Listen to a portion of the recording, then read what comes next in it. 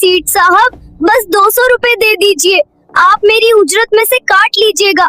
खुदारा मुझ गरीब पर रहम करें। तेरी मान मरती है तो मरने दे, मेरी नजरों से दूर हो जा। मैं नौकरों को काम पे रखता हूँ, मनहूसों को नहीं। आज से तू नौकरी से निकाला जाता है, दोबारा अपनी शक्ल मत दिखाना। माँ के लिए दवा के पैसे कहाँ से लाऊं? हम खुद मुश्किल हालात से गुजर रहे हैं, हम मदद नहीं कर सकते।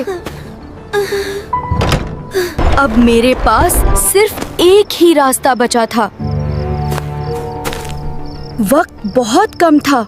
मैं इस हवेली के हर रास्ते से वाकिफ था।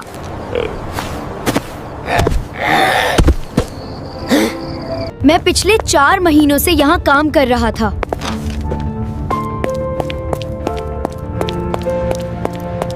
नासिर के पास सोने की एक कीमती घड़ी थी जिसे वो काफी देर से ढूंढ रहा था।